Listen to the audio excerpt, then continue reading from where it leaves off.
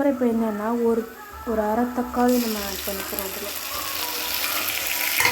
போட்டு நல்லா வதக்கணும். ஓகே, நல்லா தக்காளி லைட்டாக வதங்கிட்டு கிண்டிகிட்டே இருக்கணும்.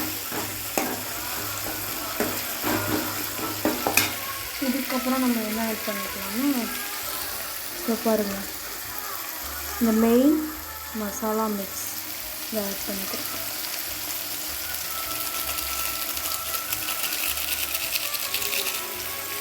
நம்ம 2 பாக்கெட் எடுத்துக்கிட்டோம், அதனால் 2 மசாலா ஆட் பண்ணிடுறோம். ஓகே, போட்டு இப்போ நல்லா மிக்ஸ் பண்ணுவோம். நானே வீடியோ எடுக்கிறதுனால என்னால் கரெக்டாக அது பண்ண முடியல. இது என்னென்னா புதுசாக மூட் மசாலான்னு கொடுத்துருந்தாங்க, அதில் இந்த மிக்ஸு கொடுத்துருக்காங்க. நான் இதை பார்க்கல, இப்போ தான் பார்த்தேன். இப்போ இதை மிக்ஸ் பண்ணலாம். எனக்கு இப்போ மிக்ஸ் பண்ணணும்னு தோணுது, அதனால் மிக்ஸ் பண்ணுறேன். நான் பாதி போட்டுக்கலாம். இப்போ நம்ம வச்ச தண்ணி நல்லா கொதிச்சிருச்சு. இப்போ நம்ம என்ன பண்ணுறோம், உடச்சி வச்சுருக்க மேகி எடுத்து உள்ளே போடுறோம். ஓகே ஃப்ரெண்ட்ஸ், போட்டுக்கோங்க.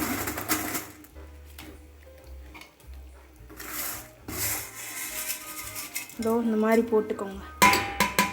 நான் போட்டேன். போட்டுட்டு ஒரு 5 மினிட்ஸ் வெயிட் பண்ணிங்கன்னா வெந்து வந்துடும். அப்புறமா நான் உங்களுக்கு காட்டுறேன், வெயிட் பண்ணுங்கள். நம்ம சுவையான இப்பி ரெடி ஆயிடுச்சு. நீங்கள் இப்படியும் சாப்பிட்லாம். நான் ஒரு ஸ்பெஷல் மெத்தட் ஒன்று வச்சுருக்கேன், அந்த மாதிரி நீங்கள் சாப்பிட்லாம். இல்லை இப்படியாகவும் சாப்பிட்லாம், இதுவும் பெட்டர் தான். நான் வந்து முட்டை ஆட் பண்ணல, கடைசியாக இப்போ ஒரு ஸ்பெஷலாக நான் பண்ணுவேன் இந்த மாதிரி. இப்போ நான் அதை பண்ணுறேன், வெயிட் பண்ணுங்கள் ஃப்ரெண்ட்ஸ். ஓகே, இந்த மாதிரி முட்டையை ஊற்றிக்கோங்க.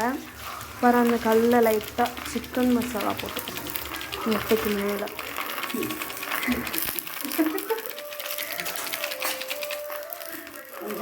My mommy is laughing. இப்போ கொஞ்சம் வெந்துருச்சு. இந்த நேரத்தில் நம்ம என்ன செய்யணும், அடுப்பை சிம்மில் வச்சுக்கணும். வச்சுட்டு நம்ம ரெடி பண்ணி வச்சுருக்க இப்பியை எடுத்து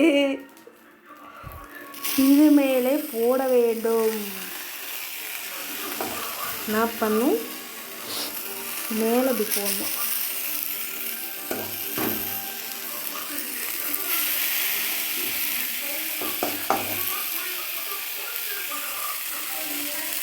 போட்டிங்களா, போட்டுக்கோங்க. இப்போ என்ன பண்ணோன்னா இது வருது.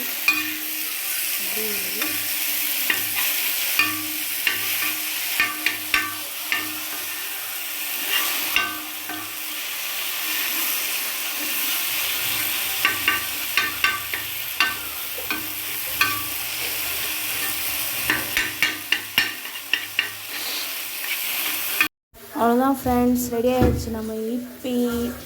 இப்போ நம்ம என்ன பண்ண போகிறோம், சாப்பிட போகிறோம். மைதான்